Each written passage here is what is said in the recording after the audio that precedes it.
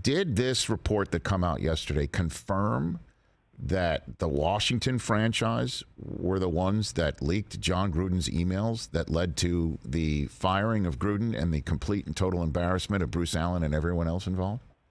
I wouldn't say that it confirms it, but it introduced for the first time tangible evidence, although secondhand, that the Commanders were responsible for it. Now, it's not proof, and it may not even be secondhand. It's Bruce Allen calling the league office to complain about the fact that his emails were leaked, and Lisa Friel, the NFL's chief counsel in charge of investigations, saying to him, we didn't do it, it came from them. Now, look, even if they did it, do you think she's going to say, oh, we did it? So I don't know what the truth is here, and Jon Gruden's pending litigation is going to get to the bottom of it, but I know there has been a sense for months, Rich, that it was the Commanders, it was Snyder who leaked it, just because, and who knows the reason, retaliation against anyone and everyone. He's just pissed off about what they did to him, whatever the reason. He did it because he could. Whatever the reason, there's a small universe of people that had access to those emails.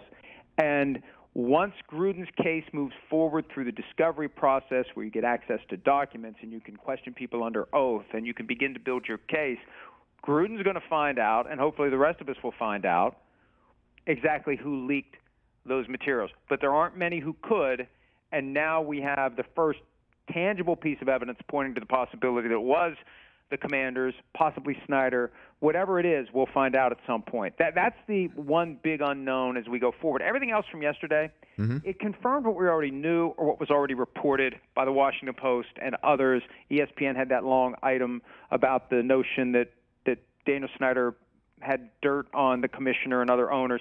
A lot of things we knew or suspected were confirmed yesterday, but there wasn't a whole lot of new ground plowed. It just, yeah, everything that we think is pretty much true. Was Bruce Allen followed to Arizona like he was Henry Hill, looking for his newspaper on the front doorstep? I mean, is it like schmuck eating egg noodles and ketchup out there? Did I read something about that too? Well, and Allen acknowledged that the commissioner, this was that the commissioner was followed, or they got dirt on the commissioner, or whatever.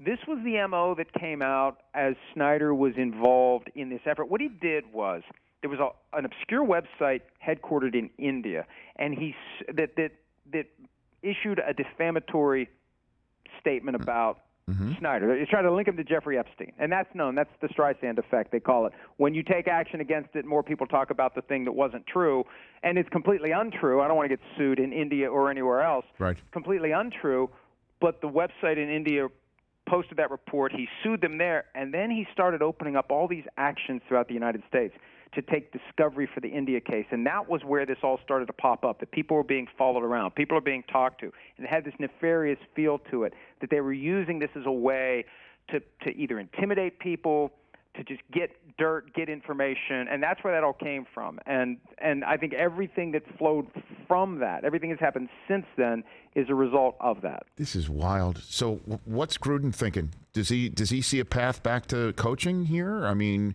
because there were more emails that I had never heard of before that were buried in this report, too. I mean, Carson Palmer caught some. A lot of people caught. I mean, you know what I mean? Like, honestly, if people want to take the time to read this, it was wild. So what's Gruden thinking right now? Well, I don't think Gruden's ever going to coach in the NFL again. I mean, I really don't, because he sued the Shield, and he sued the commissioner.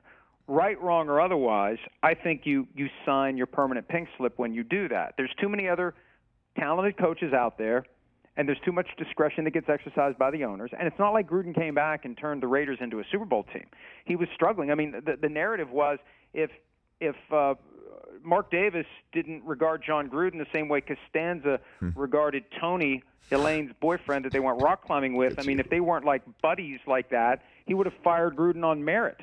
And he was never going to fire Gruden based upon the fact that he wasn't winning. So I don't think anybody is going to touch him now. The same thing that happened to Kaepernick. And I'm not saying it's right, but that's the way it works. You sue the Shield, you sue Goodell, you're done.